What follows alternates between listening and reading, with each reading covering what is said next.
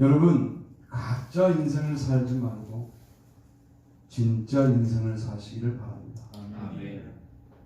공무원의 아내는 허영심에 들떠 있었어요. 파티를 좋아하죠. 공무원이 박봉에 시달리면서 나이트 드레스를 사다 줬는데 이걸 입고 파티 가게 됐어요. 가려다 보니까 목이 허전한 거죠. 거기에 진주 목걸이만 있으면 딱인데 언젠가 멋진 진주 목걸이라는 선배가 기억났어요. 선배에게 연락을 하고 진주 목걸이를 빌리죠. 이 남자 저 남자와 춤을 추다가 정말 감격에 겨워서 돌아와 자기 화장대 앞에 앉았는데 불사 목이 허전한 거예요. 진주 목걸이가 없는 거죠. 파티 장소로 뛰어가 보니까 파티는 파했고 진주 목걸이를 찾을 수 없게 됐어요.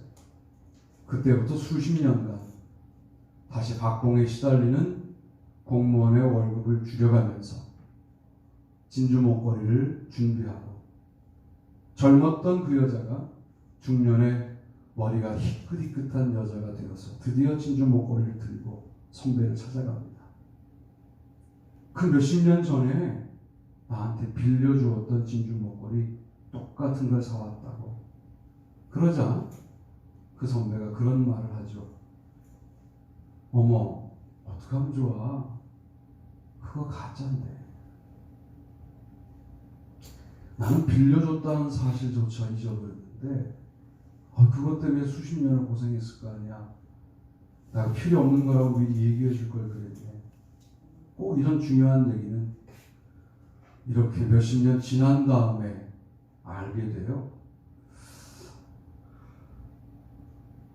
이 두 이야기가 말하고 있는 부분이 뭐겠습니까? 우리가 살고 있는 이 세상이 어쩌면 가짜일 수 있다. 그토록 안타까워하고 그토록 우리가 간절하게 추구해 나갔던 모든 가치들이 어쩌면 가짜일 수 있다.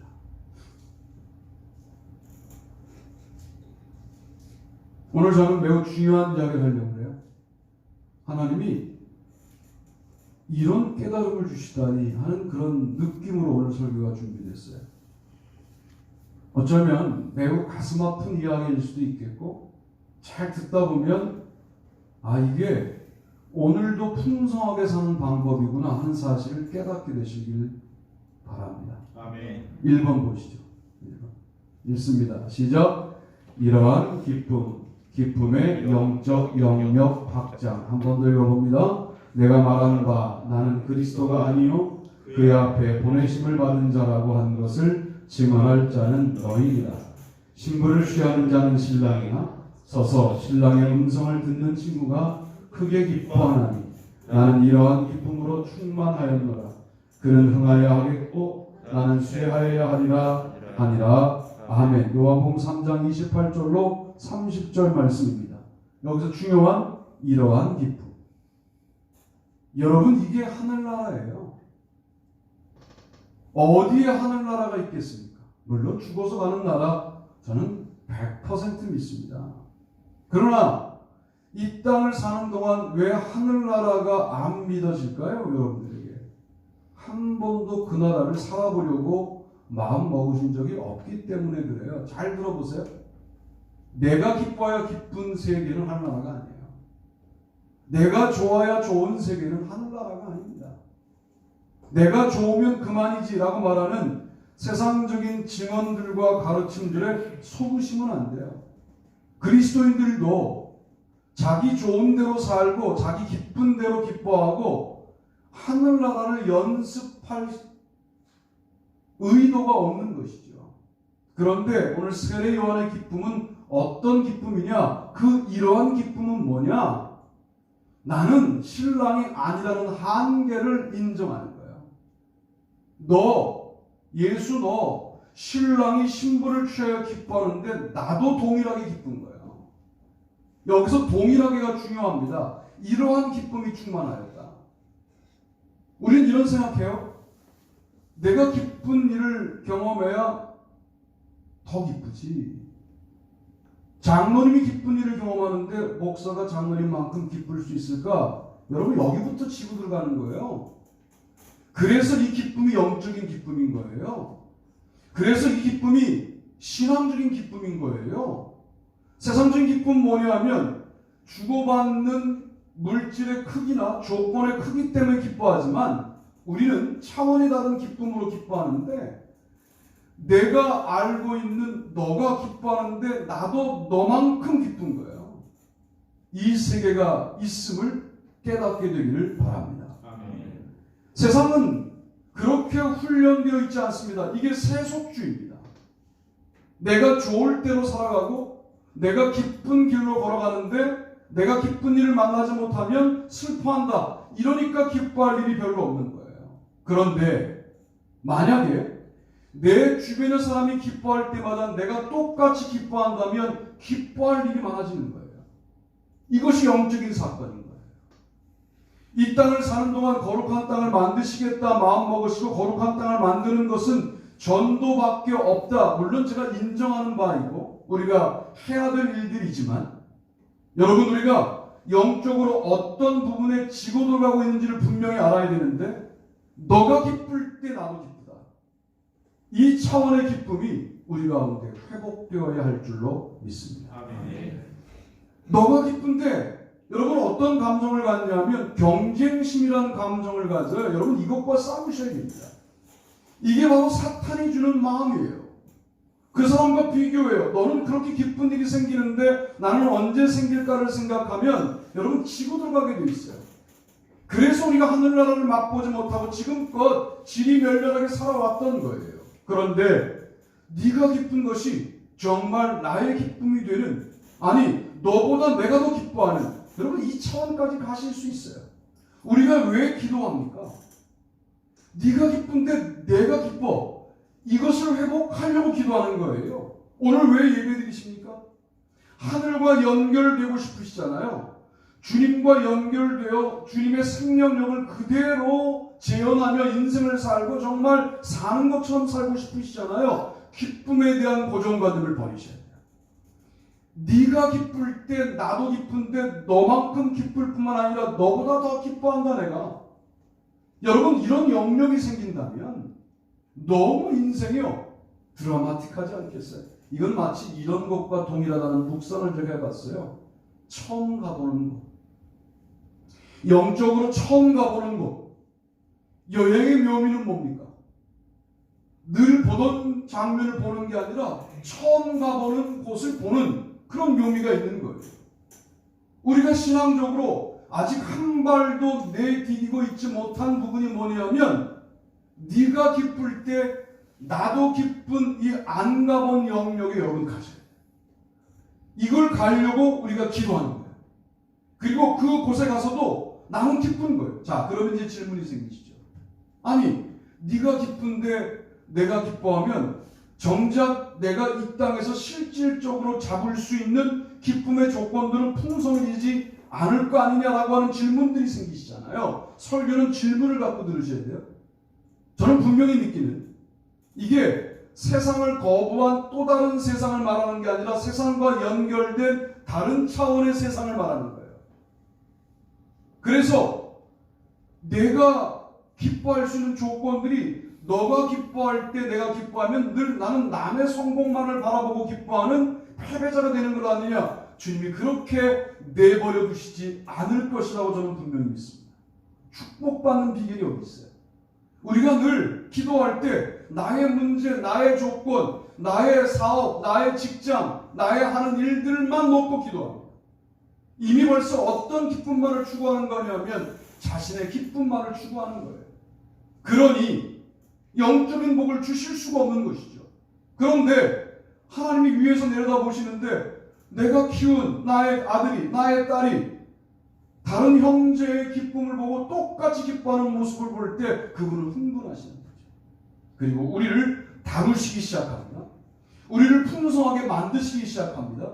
우리의 삶 가운데 실질적인 복을 허락하실 뿐만 아니라 여러분의 삶의 조건을 만드시기 시작합니다.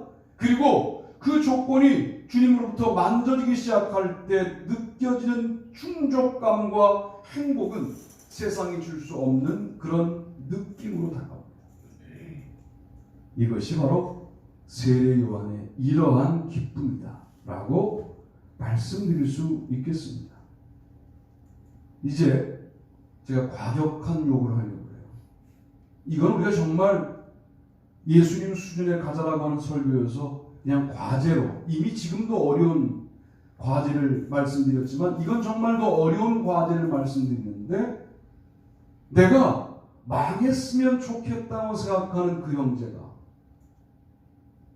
형제라는 데 포인트가 있어요. 그도 그리스도인이에요. 그런데 나에게 뭔가 손해를 끼치고 나를 떠나고 나에 대해서 지금도 비방하고 다니고 있는, 그런데 그도 하나님의 자녀예요. 그 형제가 잘 되고 기쁜 일이 있을 때 기뻐할 수 있겠느냐. 여러분, 이 도전을 여러분의 인생 가운데 반드시 하시게 되기를 축복합니다. 왜냐하면 그게 은혜인 거예요. 우리는 은혜를 매우 이기적으로 이해해서 내가 은사받고 내가 고침받고 내가 축복받고 이래가지고 어떻게 하늘나라가 이 땅 가운데 만들어지겠습니까? 나를 비방하는 그 어떤 그 형제가 기쁜 일을 만났을 때 하나님 앞에서 기뻐할 수 있겠는가? 여러분, 이걸 놓고 한번 승부하자고요. 이런 목표를 가지고 한번 신앙생활을 해보자고요. 매번 나의 삶의 조건이 기뻐할 일이 생길 때 기뻐하는 그런 아주 1단계 기쁨만 누리지 말고 좀 고차원적인 기쁨을 누리는데 나의 원수가 잘 될 때에도 기뻐할 수 있겠는가? 여러분, 이걸 놓고 한번 금식 기도도 하시고 작정 기도도 하시고 기도의 내용이 달라져야 돼요. 주님, 내게 그런 기쁨을 달라고, 그렇게 기뻐할 수 있는 영적인 성숙함을 달라고 기도하시는 거예요. 그러다 보면 주님께서 우리의 삶에 말할 수 없는, 사실 얼마나 답답하시겠어요. 말할 수 없는 복을 주실 수 있는 그 하나님이 모든 복을 주고 있는데 이걸 줄 수 없는 이유가 뭐냐면 받을 깜냥이 돼야 주는 거지. 자격을 묻는 게 아니라 이걸 감당할 수 있어야지. 주면 너무 감격해서 죽을 수 있는 수준이라면 줄 수가 없는 거 아니에요? 그 복을 주면 너무 엄청나서 그 다음날 못 일어날 수준이면 줄 수가 없는 거예요. 그런데 영적으로 쟤는 내 아들 외아들 예수처럼 자기를 저주하는 자를 위해서도 기도할 수 있는 자이고 기뻐할 수 있는 자이다 라고 말한다면 우리에게 주실 수 없는 복이 뭐가 있겠냐는 거죠. 이게 하늘과 연결되는 매우 중요한 영적인 영역의 확장이다. 자, 이렇게 말한다면 내가 기쁠 때 기뻐하고 내가 슬플 때 슬퍼하는 정도의 믿음을 갖고 있었다면 여러분이 만든 이 땅의 하늘나라는 한 평도 없는 겁니다. 그런데 좌절하지 마십시오. 이번 주에 일단 이 기도를 시작하십시오. 주님, 내가 이제 형제가 기뻐할 때 동일하게 기뻐할 뿐만 아니라 그보다 더 기뻐할 수 있는 믿음을 주십시오라고 기도하자마자 여러분에게 삶의 능력이 달라지는 것을 경험하기 시작할 거예요. 왜? 그토록 주님이 원하시는 핵심 급소가 어디냐면 바로 그 부분이라는 거죠. 이 부분을 잘 생각해봐요. 뭔가 홀린 듯이 한국교회 전체가, 이렇게 말하면 몇 명 있을까봐 좀 걱정스럽지만 그러나 일반화시켜서 말한다면 한국교회 전체가 이 한계에 걸려있다는 느낌이 안 드십니까? 우리 교회만이 아니라 이거를 여러분이 이번 주에 이 설교를 들으시고 내가 오늘 이번 주 신앙생활에 나가는 동안에 이 기도를 하겠다, 그리고 그런 어떤 상황이 주어졌을 때 여러분 정말 기뻐할 수 있게 해달라고 미리 기도로 준비하신다면 하나님이 얼마나 기뻐하시겠습니까? 조심하실 필요가 있어요. 그러나 여전히 우리는 감정적인 동물이에요. 친구가 잘 된 것을 부러워하는 마음이 늘 있어요. 여러분, 이 마음도 영적으로 승부하셔서 승리하시게 되기를 바랍니다. 아멘. 두 번째 보시죠. 두 번째 읽습니다. 그 형제 사랑의 영적 영역 확장. 누구든지 하나님을 사랑함으로 하고 그 형제를 미워하면 이는 거짓말하는 자니 보는 바 그 형제를 사랑하지 아니하는 자는 보지 못하는 바 하나님을 사랑할 수 없느니라. 사랑하지 아니하는 자는 하나님을 알지 못하나니 이는 하나님은 사랑이시니라. 아멘. 4장 20절 4장 8절 요한일서 말씀을 같이 읽으셨어요. 자, 오늘 설교의 포인트가 어디에 있냐면 그 형제를 사랑하지 못하면 하나님 사랑하는 거 아니다. 여기에 있는 거예요. 하나님을 사랑한다고 우리는 예비하고 있잖아요. 근데 그 형제예요. 여기서 그 자가 대단히 중요해요. 이 그는 사실은 나와 구체적인 사건이 있었던 형제를 말해요. 우리가 일반적으로 형제를 사랑하지만 그 녀석만큼은 사랑할 수 없다는 바로 그 녀석이 그 형제예요. 그런데 하나님은 일반적으로 여러분이 형제를 사랑하는 그런 일반 수준의 사랑을 인정하지 않는 분은 아닌데 강력하게 뭘 원하시냐 하면 너 그 형제하고도 사랑으로 승부할 수 있겠냐를 물으시는 거예요. 만약 우리의 사랑이라는 것이 나하고 관계가 좋은 형제들 다수와 관계가 좋고 나하고 관계가 틀어진 그 형제하고는 관계가 개선되지 않고 산다면 죄송하지만 영적인 영역은 단 한 평도 확장되지 않았다라고 말할 수밖에 없고, 그리고 다시 한번 묵상하지만 기쁨도 우리도 모르는 사이에 익숙해져서 사탄의 전략에 완벽하게 넘어간 채로 마치 그게 신앙생활의 전부인 것처럼 우리와 한국교회가 살고 있을 뿐만 아니라 사랑도 미운 사람은 미워하면서 사는 것이 신앙적으로 아무 문제가 없는 것처럼 왜? 내가 다수를 사랑하니까 여기에 취하고 여기에 경도되어서 내가 미워하는 한 사람이 심각한 문제라는 사실을 깨닫지 못하고 있는 한 우리는 지금 영적인 영역을 확장하지 못하고 있을 뿐만 아니라 하나님 나라와 상관이 없는 삶을 살고 있는 것이다. 여러분 그 형제와 승부하시게 되기를 바랍니다. 아멘. 그 형제가 어느 순간에 사랑스럽게 해달라고 기도하셔야 되는 거예요. 기도의 포인트를 붙잡고 기도하자고요. 무슨 물질을 달라고요. 이게 해결되면 물질도 온다는 거죠. 이게 해결되어야 하늘의 복이 밀려 들어온다는 거죠. 왜? 이 땅을 살면서 하늘나라를 연결하는 이 사람은 하늘나라의 복을 받을 수밖에 없다는 것이죠. 복은 이렇게 받아야지 문제가 있을 때마다 사안을 놓고 기도하여 복을 개선하면 그것은 현찰적 복밖에 안 되는데 근본적인 복은 그 형제를 사랑할 수 있게 되었을 때부터 우리에게 주어진다 라고 말씀을 드리고 싶은 거예요. 여기에 또 사탄의 시험이 있어요. 뭘 말하느냐 사탄이. 그 형제는 너를 사랑하지 않아. 이렇게 경쟁을 붙이죠. 네가 아무리 사랑한다고 말해도 그 형제는 변화되지 않을 거야 라고 우리의 사랑이 마치 의미 없는 것처럼 설명하죠. 네가 사랑한다고 뭐가 달라지겠니? 라고 효율과 효과로 우리의 사랑을 깎아내리려고 사탄이 생각을 합니다. 그때에도 여러분 기도하셔서 그 형제를 사랑하셔야 돼요. 그러면 그 일이 하나님을 사랑하는 일이 된다 하는 것이죠. 쉽지 않죠. 결코 쉽지 않아요. 우리 감정의 동물이에요. 내가 싫으면 싫어요. 사랑하다가도 조금 삐딱해지면 미워지거든요. 그런 우리가 나에게 사랑을 요구하지도 않고 내가 사랑한다고 알지도 못하고 내가 사랑한다고 해도 그 사람이 변화될 것 같지 않은 사람을 사랑하는 것이 무슨 의미가 있느냐? 그래서 의미가 있다니까요. 여러분 오른손이 하는 일을 왼손이 모르게 해야 되는데 어차피 그 형제는 몰라. 내가 하는 모든 영적인 사랑을 그 형제는 알 수가 없어. 이 일은 하나님과 나만 아는 매우 중요한 예배가 되는 거예요.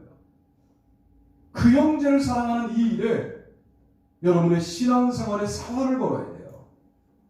신앙생활? 뭐가 신앙생활입니까 도대체?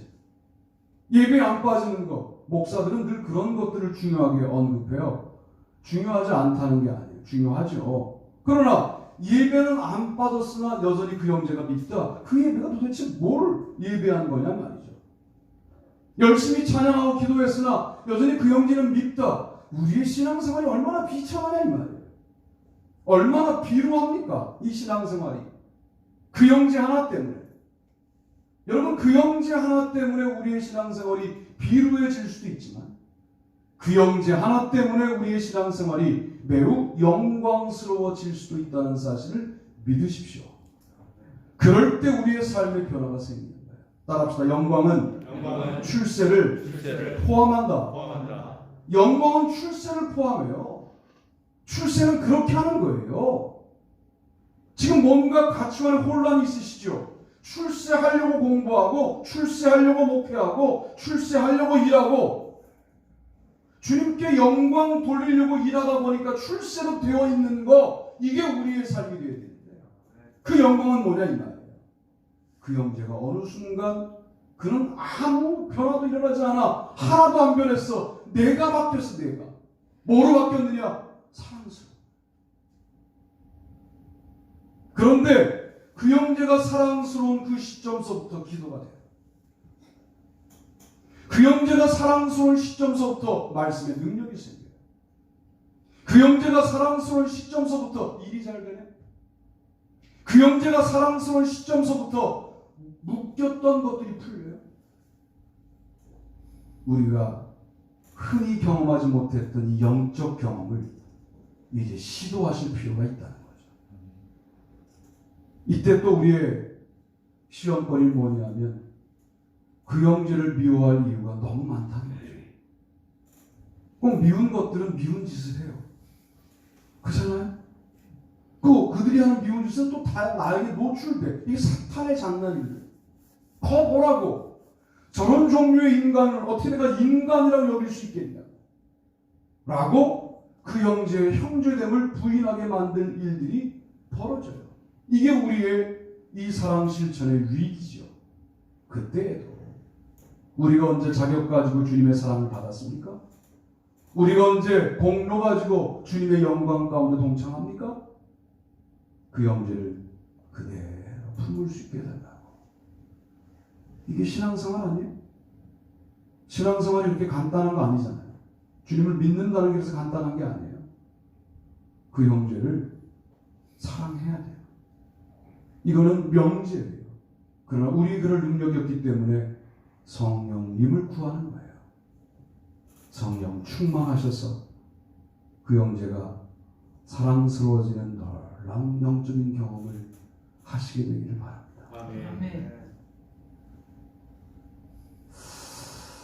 그래요. 세 번째로 가겠습니다. 세 번째 하시면 자, 읽습니다. 시작.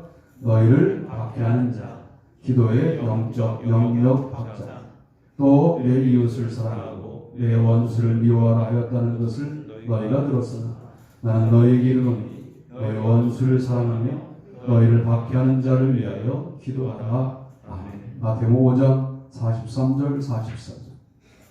너희를 박해하는 자를 위하여 기도하라. 여러분, 기도도 물론 기도 자체가 하나님의 나라를 만드는 매우 중요한 방법인 것은 사실입니다. 그러나 매번 우리의 기도가 한정된 범주를 벗어나지 못한다고 한다면 영적 영역은 확장되고 있지 않은 것 맞지 않습니까? 나를 박해하는 자 위하여 기도한다? 쉬운 일이 아니지만 여러분, 어떤 떨림이 있지 않습니까? 거기에 한번 들어가면 내 영혼이 매우 민감해지겠다. 내 영혼이 무척 순수해지겠다. 내 영혼이 하늘의 아름다운 것으로 깨끗해지겠다라고 하는 그런 확신이 있지 않습니까? 나를 박해하는 자가 나의 기도의 대상이 되는데 정말 그를 연민하고 체휼하고 동정하는 마음으로 기도할 수 있게 되었을 때 그 하나님이 아시잖아요. 네가 일단은 형식적으로 성경에서 하라고 하니까 시작한 그 일이 이제 진심이 되었구나 할 때 이 사람은 얼마나 아름다운 영적인 능력을 갖게 되겠는가 말이에요. 저는 우리 교회가 부흥하기를 바라는 이유 가운데 하나, 여러분의 이름을 불러서 기도해도 한 10분, 15분 정도 걸려요. 지금도 기억나는 게 제가 강남의 큰 교회 부목사 할 때 후레쉬를 다 사라고 해요. 연필보다 좀 두꺼운 후레쉬 있잖아요. 막대 후레쉬 유명할 만한 거. 새벽기도 때 교인 명부가 있거든요. 그럼 자기 교부, 나는 이제 교육부. 교육부가 더 복잡해요. 전 교구를 뒤져서 기도해야 되니까. 그잖아요. 후레쉬를 비춰가면서 이름을 불러주라는 거예요. 꽤 걸려요. 왜? 성도 숫자가 많으니까. 그런데 이게 목회자에게 왜 중요한 거냐면 성도의 이름만 불러도 5시간 기도할 수밖에 없다. 영역이 장난이 아니겠죠. 그렇지 않겠어요? 저 목사가 새벽 기도에 나와서 성도의 이름만 불러도 5시간 걸린다. 만약 그런다면 하나님과 얼마나 밀접해지겠습니까? 매일 월화수목금토일 5시간씩 기도할 수밖에 없잖아요.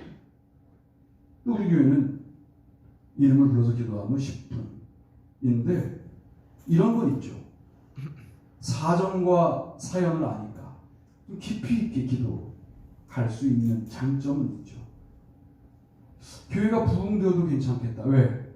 기도할 성도들이 늘어가는 것은 목회자에게 큰 도전이 되고 영적인 훈련이 될 테니까. 그건 여러분도 마찬가지 아닙니까? 성도를 위하여 기도할 사람들이 많아졌다. 너무 훌륭한 영적인 훈련 아니냐 말이죠. 에이 목사님, 그러면 우리 성도가 아니어도 기도해 주시면 되죠. 예, 물론 그렇습니다. 기도의 범위가 늘어나야 영적인 영역이 확장되는 것 아니냐 말이에요. 그런데 매번 나와 관련된 사람들만을 나의 기도에 포함시키는 거와 내가 기쁜 것만 기뻐한다는 거와 내가 사랑하는 사람만 사랑하겠다는 거와 다 맥락이 같지 않냐 그 말이에요. 우리의 기도가 이미 이기적이다. 우리의 기도가 이미 세속적이다. 기도라고 하는 거룩한 도구를 통하여 우리는 세속의 욕망을 추구하고 있다. 왜? 나와 관련되지 않으면 기도도 안 해주니까. 그랬던 우리가 너희를 박해하는 자를 위하여 기도하기를 시작할 때 하늘은 어떤 일들이 벌어지겠냐 말이에요. 얼마나 기뻐하겠냐 그 말이에요. 하나님이 얼마나 흥분하시겠냐 그 말이에요. 스데반이 저들이 하는 일을 저들이 알지 못합니다. 용서하여 주십시오. 그랬을 때 보좌에 주님이 서 계셨잖아요. 기뻐하셨다. 그렇게 보는데 박영선 목사님은 좀 독특해요. 그분도 제대로 하나 보셨다는 거예요. 예수님이 내 대사를 제가 그대로 해줘야 되는데 저 바울이 듣고 있는데 제대로 하나 확인하려고 일어섰다는 거예요. 뭐 어찌 되었든 주목하고 계신 거죠. 자기를 죽이는 자들을 위하여 기도하는 스데반의 수준에 우리는 못 갈 것이다 하고 지레 포기하고 있는 것은 아닌가. 그래서 우리는 하늘나라를 이 땅에서 맛보고 살아가고 있지 못한 것은 아닌가. 좀 시시해진 거 아닌가. 우리가 시시해지지 않으려면 우리가 사는 하루하루가 한 시간 한 시간이 모두 하늘나라의 시간이 되어야 하는데 어디에 문제가 있을까? 기도에 문제가 있다. 내가 아는 사람들의 기도를 포기하라는 것이 아니라 그 기도와 더불어서 우리를 박해하는 자들을 위하여 정말 불쌍히 여기는 마음으로 기도할 때 주님이 그 기도에 응답하실 줄로 믿습니다. 여러분 이 믿음이 저는 오늘 뭐라고 묵상되냐면 하나님 그렇군요. 이게 하늘나라를 만들어 나가는 방법이군요. 그런 생각이 너무 강하게 듭니다. 한 단계 더 나가보려고 해요. 나를 핍박하는 자를 위해 기도하다가 그 형제로 언급되는 원수를 위해서도 기도할 수 있을까? 여러분 우리가 매번 못해도 괜찮습니다. 이번 한 주간 여러분의 언어가 거룩해지는 한 주간 되기를 바라는데, 아멘. 그러려면 우리의 기도말에 나랑 안 친했던 사람들을 좀 적어서 의도적으로 기도하기 시작하세요. 놀랍게도 여러분 이 기도를 일주일 지속하는 동안 분명히 주님이 감동을 주실 거예요. 그리고 한 번도 안 가본 지역에 내 첫 발을 내딛는 감격을 주님이 주셔서 세상을 살아가야 될 이유가 분명해질 거예요. 저는 오늘 이 설교를 하면서 이번 한 주간은 나부터 일단 기도말에 그동안 익숙하게 돌았던 코스를 돌고 또 다른 코스를 만들어 돌아야 되겠다 하는 생각을 합니다. 그래서 핸드폰에 메모를 해놓고 그 이름들을 반드시 불러보겠다 하는 마음을 먹어요. 여러분, 이것이 기도의 영적 영역 확장이다. 이게 마치 나는 본물 터지듯 주님께서 역사하실 것 같아요. 이런 거죠. 내 기쁨 말고 너 기쁨에 내가 기뻐하는 것으로 반응하면 이게 우리의 마치 투먼 쇼처럼 세팅되어 있는 삶을 살았던 우리에게 한 부분이 열려서 그 한 부분의 문 때문에 아주 넓은 세계가 열릴 것이라고 저는 분명히 확신이 와요. 아, 그렇구나. 성경의 비밀이 여기에 있구나 하는 사실을 깨닫게 돼요. 십자가가 뭐겠어요? 사람들의 고정관념을 깨는 것 아닙니까? 십자가 형틀에는 사형수만 매달려 죽는데 저기에 죽는 예수 그리스도의 죽임 당하심이 우리를 구원하는 죽음이라고 하는 이것이 과연 뭐겠어요? 휘장이 위로부터 아래로 찢었다는 말이 뭐겠어요? 다른 세계가 열렸다는 말이거든요. 신앙생활은 다른 세계를 열어나가는 삶인데 우리는 우리에게 익숙한 삶에 신앙마저도 적응하여 살고 있는, 아니 익숙한 것마저 꾸준하게 하지 못하는 매우 수준이 낮은 믿음 가운데 우리가 있는 게 아닌가. 단숨에 넘어설 수는 없을지라도 우리가 한 발을 다른 영적 영역에 내딛는 시도를 하려면 이제는 내 기쁨만 기뻐하는 게 아니라 너 기쁨에 동일하게, 아니 더욱더 기뻐할 수 있는 그런 수준에 가야 됩니다. 나에게 잘하는 사람만 사랑하는 게 아니라 나에게 등 돌리고 떠난 그 형제마저도 사랑하고 그 형제가 원수 같을지라도 사랑할 수 있다면,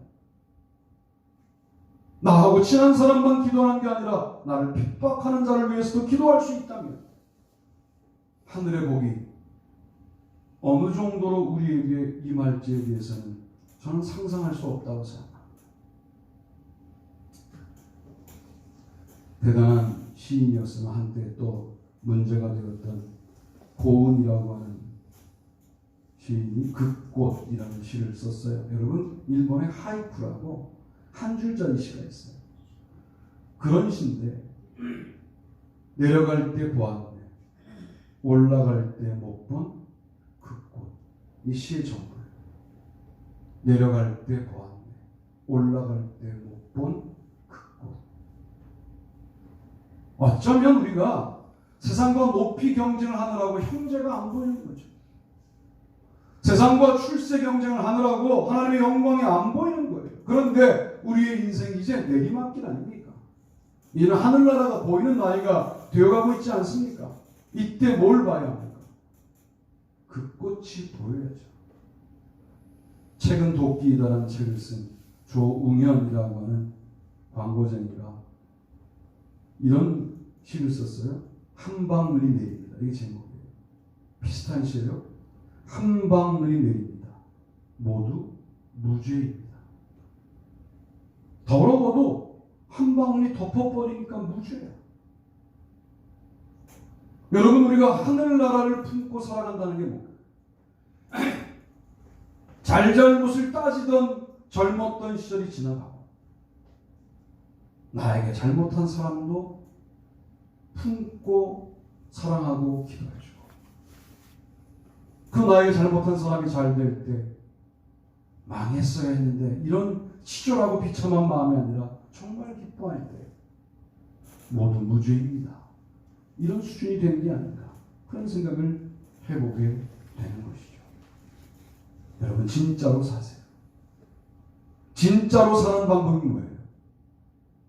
다른 사람의 기쁨에 반응하지 못하는 여러분의 영혼이 병들었다는 사실을 기억하고, 영적인 영역은 육적인 체계가 만들어 놓은 내가 기쁠 때 기쁜 거야 라고 하는 차원을 넘어서는 곳에 있다. 영적인 사랑은 나에게 잘하는 사람만 사랑하는 세계를 넘어선 곳에 있다.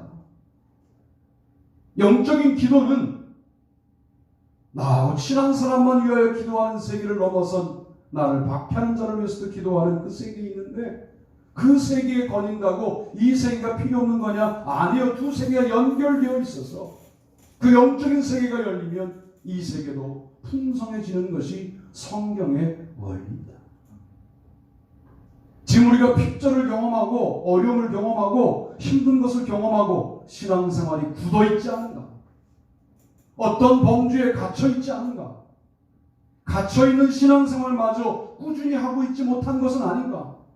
이제 거기에 흠집 하나를 내서 다른 세계로 가는 문을 하나 만드시는 한 주간 되시기를 주님의 이름으로 축복합니다. 다 자리에서 일어나시겠습니다.